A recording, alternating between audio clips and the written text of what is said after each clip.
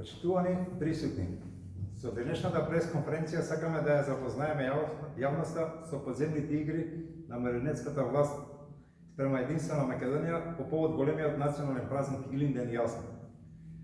Како што е познато, по широка делегација на единствена Македонија, еден ден порано, на 1 август беше на Мечки камен, бидејќи не сакавме наредниот ден да славиме и да даваме легитимитет на марионетската власт и на Тала Џафери по терористичка дела. После положувањето на свеќе на Мечкин камен, кога делегацијата на партијата тргна кон Крушево, повеќе полициски службеници го запра едно од нашите возила, во кој беше председателот на партијата Јанко Бачев, под изговор дека ќе прават алкотест. По барање до полицајците да кажат на основа на кои сомненија превземаат такво нешто, полицајците станаа збунети, поради што одлично одбивме и тргнавме кон Крушево, игнорирајќи ги полициските повици. Следеше повик до полицајците на влезот во Крушево, да го запрат возилото, бидејќи дека сме се дале во бегство. Но полицијата повторно остана збунета кога тргнавме кон центарот на градот, каде што имаше голем број на полицајци.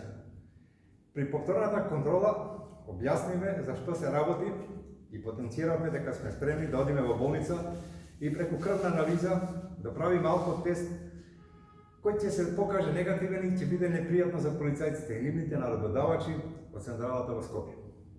По ова документите ни беа вратени и полицајците ги снема и слободно продолживме со нашата програма во Крушево.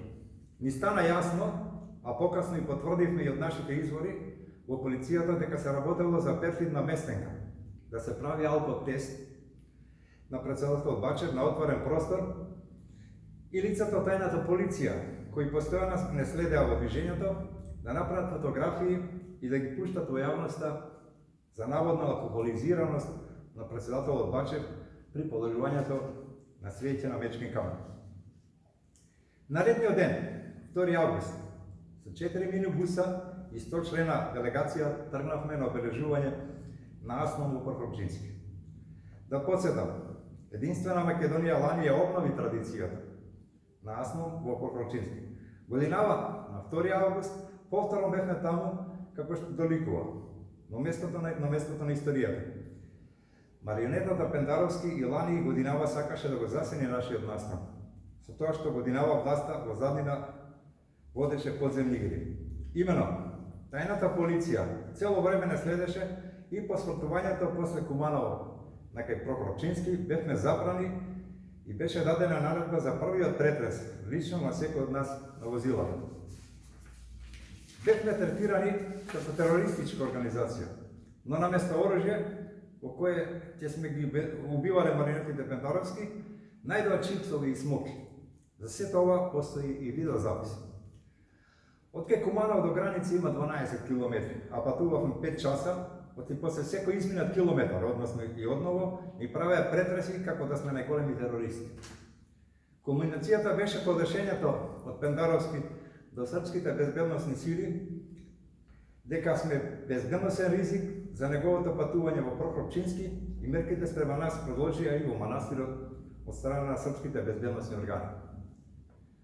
Српските безбедносни органи пред манастирот не држеа дополнително 3 часа во обрач, обколен со полиција само поради кодешењето од Пендаровски, дека сме безбедносен ризик.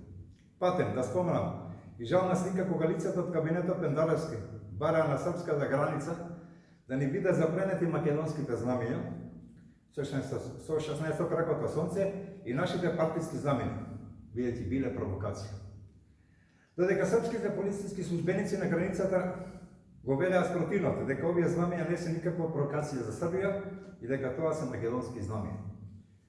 Единствена Македонија со чудење и жалење гледа на овие перфидни сценарија на марионетската власт преку македонската јавна тајна полиција.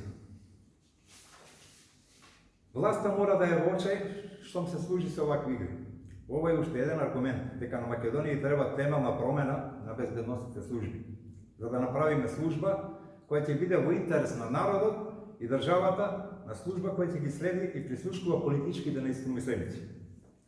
Но за ова и многу други работи во интерес на народот потребно е на наредните избори, кога и да се одржат, да дојдат националните и патриотските сили кои ќе ја вратат државата назад. Како национална држава на македонскиот народ со гарантирана положба на малцинствата според меѓународното право. Единствена Македонија го прави очекуваниот потек. Сега е на ред народот. Благодарам.